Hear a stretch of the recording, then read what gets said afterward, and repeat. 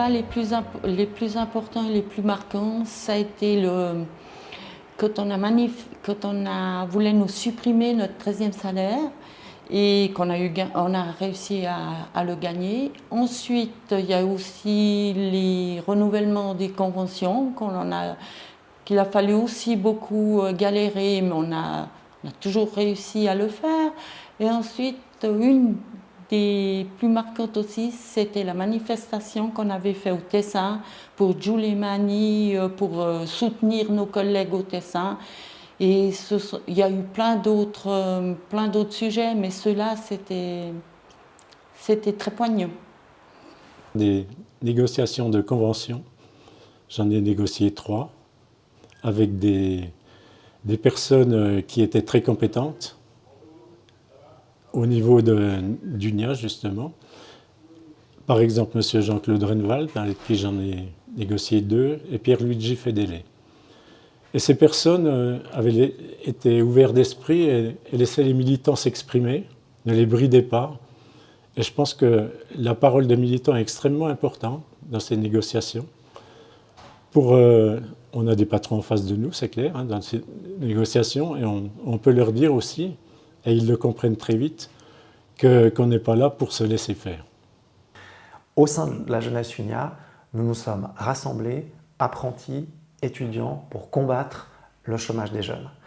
La volonté, c'était aussi d'assurer des conditions de travail correctes.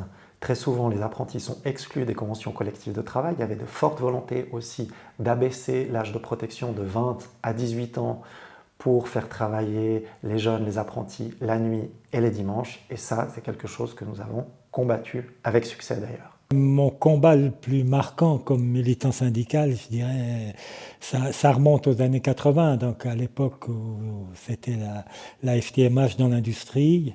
J'étais président de la commission ouvrière d'une grosse entreprise, plus de 1000 travailleurs qui a fermé, qui allait fermer. Donc c'était la fermeture parce que c'était la production de relais qui allait être remplacée par la microélectronique. Donc c'était la fin. Donc ça a été un gros combat. Et pour rétablir le rapport de force, on a décidé, on fait venir des autocars et on va devant le siège à Berne manifester.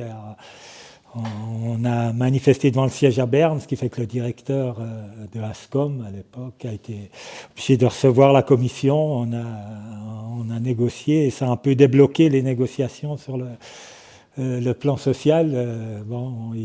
Il a dû nous demander d'aller faire taire les manifestants parce qu'on ne s'entendait plus dans la négociation au 2e étage.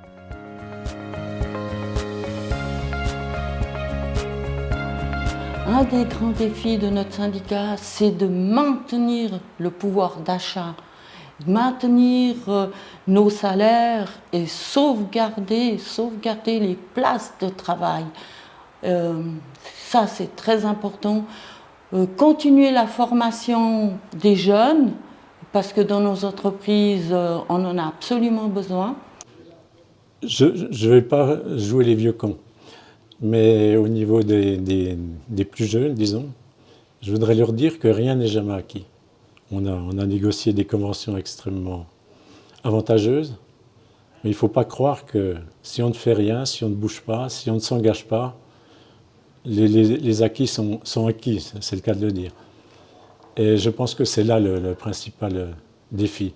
Car maintenant, on aborde aussi une période où avec le progrès technique, le progrès qui peut être très très bénéfique, mais par contre, ça pose d'autres défis. Comme l'intelligence artificielle, ça va supprimer pas mal de postes. Donc il faudra revoir aussi la répartition du travail, que tout le monde puisse s'engager. Et puis, on va peut-être aller vers une réduction des temps de travail. Mais il faut que tout le monde puisse vivre dignement. Donc le partage du travail, je crois que ce sera un gros défi également. C'est la question des équipes militantes et la présence du syndicat dans les entreprises. Parce que c'est là que se construit le rapport de force. Et c'est toujours un combat difficile, mais il faut y consacrer toutes ses forces. Et ça pose la question de la protection des militants dans les entreprises, mais ça c'est l'avenir du syndicat, c'est sa capacité de mobilisation sur les lieux de travail.